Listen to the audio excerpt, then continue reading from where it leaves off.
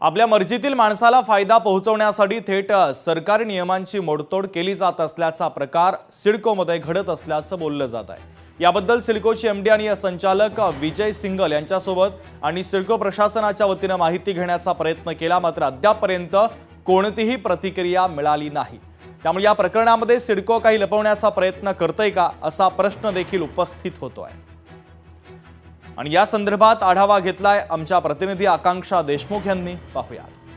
आपल्या मर्जीतील माणसाला कॉन्ट्रॅक्ट मिळावं यासाठी सिडकोच्या टेंडर्समध्ये काही फेरफार करण्यात आला असल्याचं बोललं जात आहे आणि हे प्रकरण सध्या समोर आलेलं आहे। आपण पाहू शकता की समोरच सिडकोचं हे जे ऑफिस आहे, याच ठिकाणी अनेक प्रकारे जी कॉन्ट्रॅक्ट्स असतात किंवा जे कामं असतात ते निघत असतात। मात्र आता कुठेतरी नवी मुंबईतील विमानतळाजवळ असलेल्या कुंडे वहाळ या ठिकाणी जी सेंटर ऑफ एक्सलन्स अंतर्गत आंतरराष्ट्रीय एज्युसिटी हे तयार होत आहे आणि त्यासाठी 2 टेंडर्स काढण्यात आले होते। मात्र सुरुवातीला ऑक्टोबरमध्ये एक टेंडर होता, त्यामध्ये रद्द करण्यात आला अचानक, प्रशासकीय कारण देण्यात आलं त्यासाठी, आणि त्यानंतर पुन्हा लगेचच काही दिवसात दुसरा टेंडर काढण्यात आला आणि त्यामुळेच कुठेतरी हा जो टेंडरचा विषय आहे तो चर्चेचा विषय बनलेला आहे। पाहायला गेलं तर आता या संदर्भात लोकशाहीने हा मुद्दा उचलून धरला होता। त्यानंतर सिडकोचे अधिकारी असतील किंवा एमडी असतील विजय सिंगल यांच्याशी संपर्क साधण्याचा प्रयत्न केला, मात्र त्यांच्याकडनं कोणतीही माहिती उपलब्ध झालेली नाही आहे।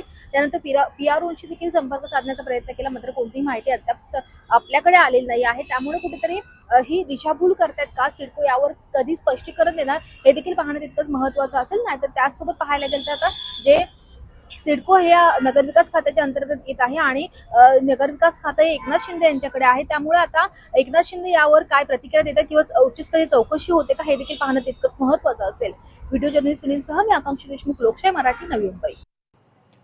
तर कंत्राटदाराला खुश करण्यासाठी नियमांची मोडतोड केली जाते का, हा सवाल देखील आता या निमित्तानं उपस्थित होतो आहे। या संपूर्ण प्रकरणामध्ये सिडको काही लपवण्याचा प्रयत्न करते का अशी शंका सुद्धा येते आहे।